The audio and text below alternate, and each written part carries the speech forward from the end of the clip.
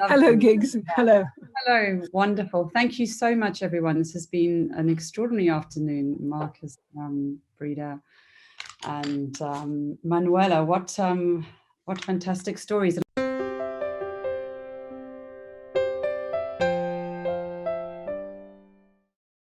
And Mikichi Okada, who started and developed natural agriculture, thought about the principles of it, but naturally the difference in environment, depending on location, climate, surroundings, and so on, makes it difficult to apply one principle for all. So we all have to look into what could be done in different countries, different climates, etc. So by listening to presentations today from 4 participants, we hope that people will learn more about the essence of practice of natural agriculture. I'm delighted to be here and to share my story and Erica's story on Griffin Natural Agriculture, and which is actually such a recent project, because this was really only birthed over lockdown. And I think at the beginning of lockdown, what happened was we suddenly realized there was this incredibly shortage of quality fresh produce. And within this as well was the incredible separateness of humanity all tucked away in their houses. And Erica and I decided to set up this company and just literally start growing and put our heads and our hearts together and try and work out how to solve this dilemma. We were certainly gifted with the fact that we had this, just recently bought a property adjacent to our home, and which we were going to create a community space. And actually this food project just sort of took it into a whole new direction. And so initially it was pretty overwhelming when we sat down to plan what we were going to do and how we were going to do it. And even though I was so incredibly well read on natural agriculture, the overwhelming sort of prospect of this ended up with us employing a Kew gardener specialist, and who was very well read and had a lot of knowledge. And he came and joined us for a couple of weeks, and it was the most extraordinary thing was that suddenly everything became really systematic, and in actual fact, the whole adventure and the enthusiasm, the joy seemed to completely dwindle. And it was at that point, I suppose, I had my first lesson in natural agriculture, because we then started looking into why this was the case. And we decided to go up to visit Shinya, who is very luckily almost a neighbor of ours, and have a look at natural agriculture in practice. And it was just extraordinary to put natural agriculture, the actual readings and the knowledge, which had been so intuitively and curiously aligned to myself, and see it in practice. And we spent hours there with masks and distancing and all that craziness going on. But we were both so utterly enthused and motivated. And we came away there going, we can do this. We have got the entire foundation and the essence, well, I suppose the purity of essence of what we want to do is really work with nature to create incredible food for the community. And so we went back and we spoke to our lovely Kew gardener, who thought we were completely bonkers. He was like, you guys are diving into the deep end, while we completely discarded all his textbooks and all of his learnings. In actual fact, with that, discarded all the rigidity of scholarship. Because I mean, my background is actually nutrition, and I've studied nutrition for several years and have a deep knowledge of plants and healing. And Erica came with a extraordinary knowledge of seeds and seedlings. So I think it was just freedom. That is the first lesson that natural agriculture gave to me, because it was like, actually, you get in touch with your piece of land and you really connect deeply with what you want to do and with what is provided in terms of soil and what all the resources are around you. And when we did that, it was just like we opened a magic door. It was like everything flowed.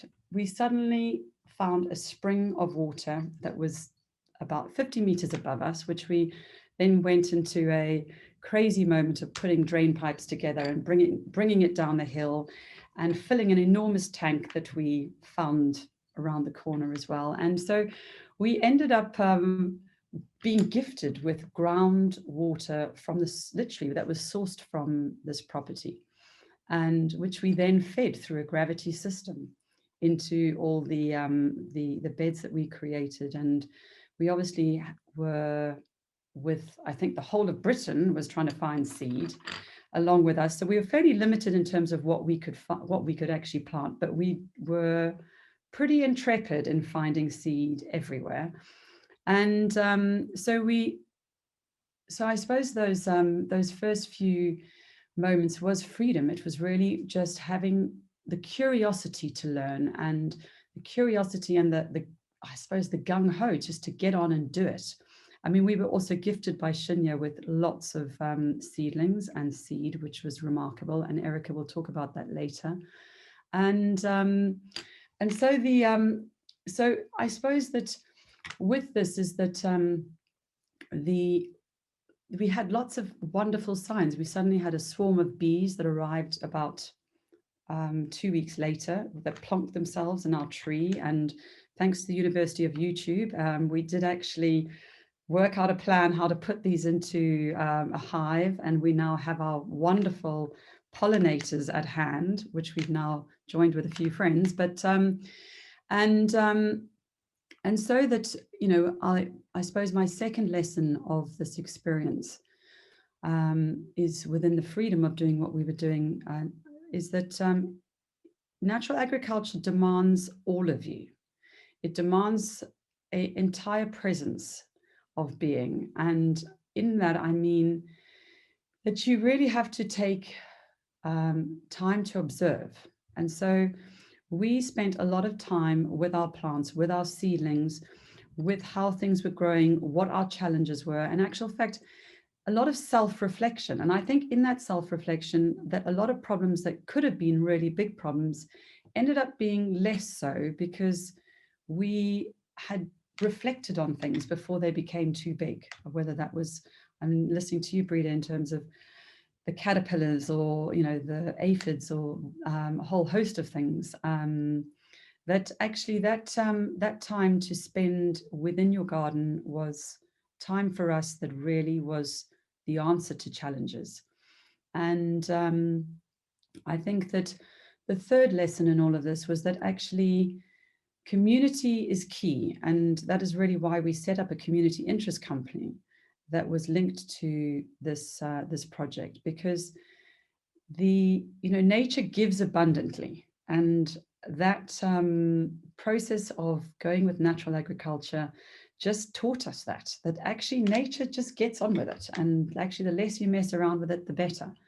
And so we brought in a whole volunteer scheme, because as much as we had an innate knowledge and feeling for health and holistic care of the land, it was also something that we wanted to share with others, because there just seems to be a lot of people out there that are either lost because they don't have a community, or have a lack of knowledge of what they're eating and how what they're putting into their bodies and what that is doing. So we decided to create this volunteer scheme and get a whole random lot of people in on a Thursday initially, because it was quite something to keep us going and to manage. But on those days that all those volunteers came and are part of that land and are working the land, and we're all there together, there is something really dynamic in that process. There is, and that's when natural agriculture comes alive. And for me, that experience has really been remarkable.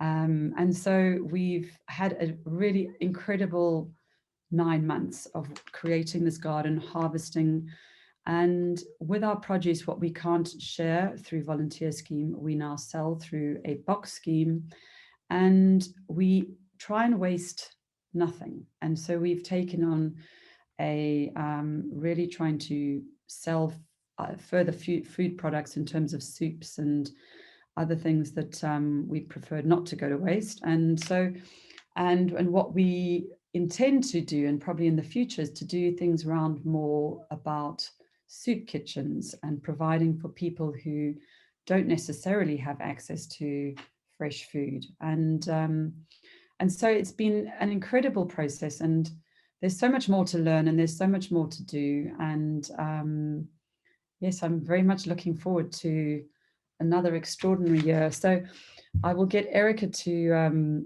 take over and maybe run you through more about the seeds and the practice of what we have achieved. Erica. Thanks, Gigs. And yeah, it's as Gigs has said, it's just been the most unbelievable journey, in not only in times where we kind of really need this, or the world really needs it, this land really needs it, the soil needs it, but also so much for the people. And as a partnership together, we really achieved quite a miraculous thing since April. Yes, so my side is, we're actually both from South Africa. So one of the challenges that we both found was the lack of sunlight in the UK and the very, very short and condensed summer months. And so I was really quite amazed that I was meant to be growing chilies and peppers and tomatoes in January.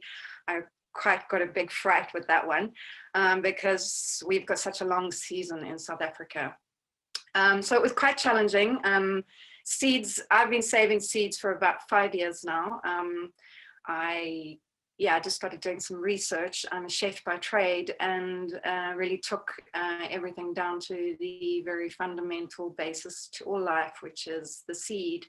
And I realized that you can put all kinds of sauces and things on your food, but you'll never ever get the and the flavor unless the seed and it comes from a pure base. And so I could journey the last 5 years of not only teaching people to grow their own veggies, but also how to cook veggies, and work with the land. I knew everything, which is impossible. We made Shinya and Shemai Institute, and really concretized the beauty between the relationship of the seed with the soil. And that became, it just kind of lit up everything inside me, and it made me realize how much our energy is needed for the real, like planting one tiny seed, which I have some seeds in front of me, and really having a relationship from the moment that it is in your hand to putting it onto the soil, to covering it, to watering it, to nourishing it, to making sure that it doesn't get too much heat and doesn't get too little heat, as in the UK.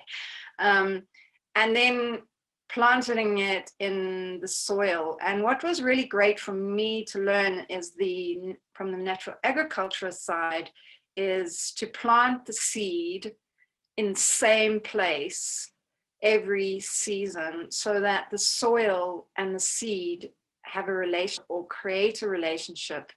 And it was amazing when Shinya showed us just the remarkable evidence that his crops got better and more strong, fighting different diseases. And so that was just amazing. And also just we grew a lot of flowers in amongst our veggies for bees, really realizing that the bees pollinating the seed, the flowers to create the seeds, has been really, is such a needed thing. And that I learned so much about the bees as well, how they need pollen at a certain time of their summer harvesting, and then they need nectar to create the honey.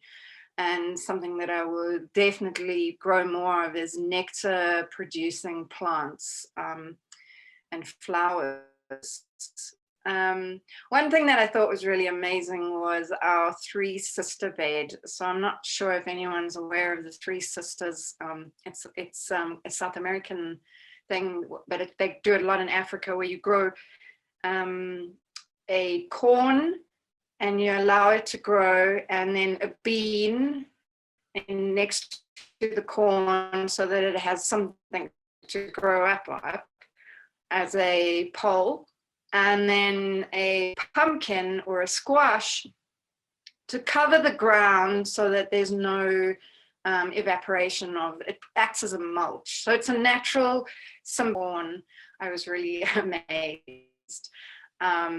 I've never grown such great corn. So it was quite a remarkable thing. And the sunflower that you see now, we planted right at the back to encourage the bees to come through the squash plants, the corn plants, and also the beans, so that they would pollinate all the way before they got to the sunflowers. So I think that really helped. Yeah, in terms of seeds, it's just my great love. I've been following Vandana Shiva, who's an Indian seed and fruit sovereign, for quite a few years, and just learning about how things are really moving in different parts of the world, and how it's so important to save our own seed, the differences of being able to save seed with cross-pollination, and also hybrid seeds, and being able to have a good stock of seed. I think that's our future, really our future in freedom from giant corporations and yeah, people like that. And so one big thing is that I saved seed this year, and we've created some seed packets, but that I'd like to introduce more into the community areas that we're going to be moving Griffin into. And also to create a seed bank. That's the next thing on our agenda this year, is to and a seed library so that people can share seed. So yeah, that's it's just been the most amazing experience. I have been growing ever since I was a little girl. My mom's a big gardener, and I've never thought we could do something so remarkable in such a short period of time, with quite a lot of hiccups and challenges. But then as soon as we let go to the flow of it, water arrived and bees arrived and the polytunnel arrived, and it all just kind of happened so perfectly. And so in a way, it's really about just kind of flowing with the naturalness of a piece of land. A lot of people have told me, you need to sit and watch land for a year. We didn't have time to watch the land for a year. We just kind of had to go into it. And I think both I realized that if you're intuitive, you really feel into what the land wants. And it's not just the land, it's the soil, it's the microorganisms in the soil, it's the trees, how they speak to the other plants, and the bees. I mean, we just spend so much time just communing with all the magical creatures in that garden. And the flowers were just extraordinary. Yeah. So I have to say that I'm just so grateful to Shinya for gifting us such beautiful plants. Right in the beginning, we didn't have any seed. And he gifted us just amazing lettuces and broad beans. And they just grew so amazingly. And then the tomatoes. And one thing that Giggs and I both realized is that we grew lots of different tomatoes, as you can see in the photograph that's going round and round. And the one thing that we both realized is that every other tomato didn't come close in flavor as the ones from Shumai and Shinya gave us.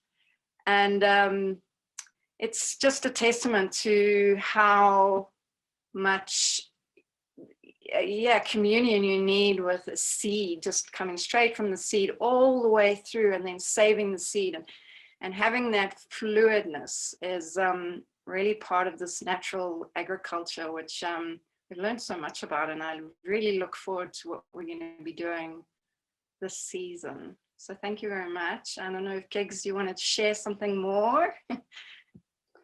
No, I just wanted to say thank you to Shinya and to the Shumai project, because it's, as I said, that really was where our learning curve changed, and where we literally gave up the scholarly books and decided to go on our own bat. And we've learned so many things, and that, as I say, that connection with the land has been extraordinary. And yeah, it's so healing. And so I wish to, hopefully with the community, that they can actually go through a similar process through us, with us, and understand what natural agriculture has to give. So yes, thank you, everybody. Well, thank you to Gigs, and thank you to Erica for their wonderful story and their miraculous work. And I just have this lovely image of a basket of vegetables in Yatesbury sometime in August, and I looked at it and I could not believe how beautiful it was. And then Sheena explained to me that came from your farm. So thank you for sharing your story, and let's have a look at the questions and answers here and see if you have any questions for you at the moment. I think it looks like it. Right, I think there is, Barbara, there is a question there. Can you see it, Gigs?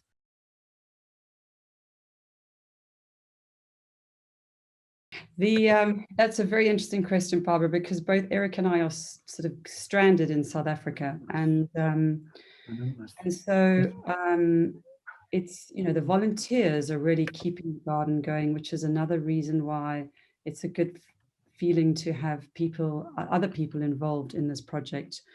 You know, so this is our first winter in a sense, which we thought, because when the project started, actually, by the time we got it going, it didn't really start until the idea was birthed probably March, April. We really didn't start planting until April, May. And the polytunnel only came the end of June, beginning of July. So this is our first year of really getting getting things going. But within the principles of Shumai, we have decided that we're going to stick with keeping our same. We've saved so much seed, keeping our seed and maintaining the principle of planting in the same row. So the same potatoes, the same varieties, the same, the kales, the beetroots, and everything. So we are going to wholeheartedly engage in that process of planting the same crop in the same place and using its same seed. And so this is our first year in terms of moving into that. So I'm hoping that we're going to see amazing results, because actually it was infinitely obvious from the seed and the plants we got from Shinya that it all comes down to the seed. And hopefully after having a year of the seed in the soil, having this interrelationship, which is part of the magic, that we will see some of that coming through with the other seed. And yes, there were some big mistakes. You know, we planted corn the wrong time in the polytunnel, and we planted celery in the wrong place. So there are a few parts where we've learned lessons, and we will have to change our approaches to what we do. But all I can do is to encourage you, that, I mean, my background, as I say, is nutrition, and I've always had a little vegetable plot, and, you know, where I've pootled about in, but nothing on this scale. And I can only encourage you that this is something that anybody can do. And it really doesn't take an encyclopedia of knowledge. It just takes a lot of heart and a lot of back-breaking work. I have to say, my osteopath has made a small fortune from me, from digging so many holes and all the rest. And it just, and it's that time to connect. that time to spend on that land with those plants.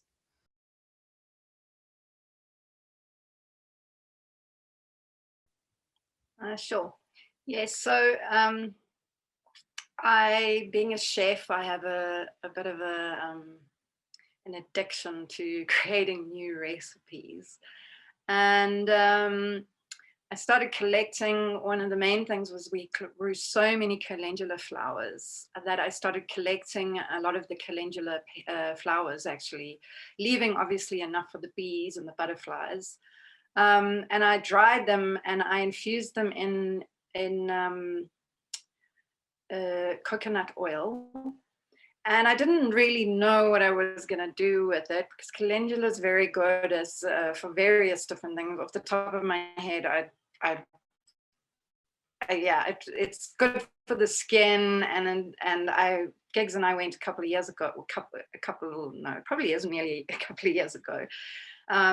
We went to a foraging walk and in the Wiltshire, and I learned that one of the person who was hosting the actual foraging walk said that calendula would be one of his 5 things that he would take if he was stranded on a desert island.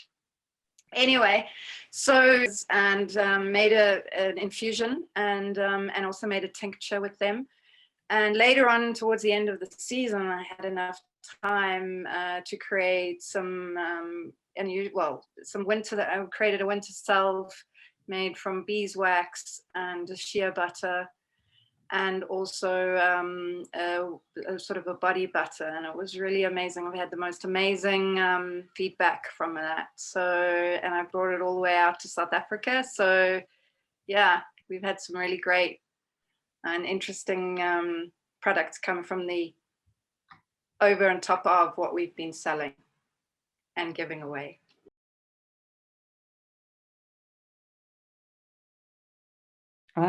I also see we have a few other questions here. I'll try and answer all of them at once because I think we're running out of time. But, you know, we also have very acidic soil and it's incredibly sandy. And in actual fact, we didn't have time to do soil tests, as Erica said. We just dived in there and planted. But we did so much grass cutting and mulching, and we took all the grass and from the surrounding areas, and we went into the woodlands and collected leaves, and we really tried our best to cover as much earth as possible with as much local found grass cuttings as well as mulch coming from leaves, or well-rotted leaves. And we also decided not to do any sort of organic fertilizers and I have a family of biodynamic farmers, and it's incredibly intensive, that. And I think, again, it comes with this faith. You have to have faith in what you're doing, and with that seed, with that soil, and with that plant. And I can only say what we have done has been testimony to the fact that we really didn't need them. And the soil seemed to have given. And I suppose that this year, using the same soil, the same seed, will be really the proof in the pudding. So certainly for the first year, we really didn't seem to need to put any kind of fertilizer, not organic fertilizer.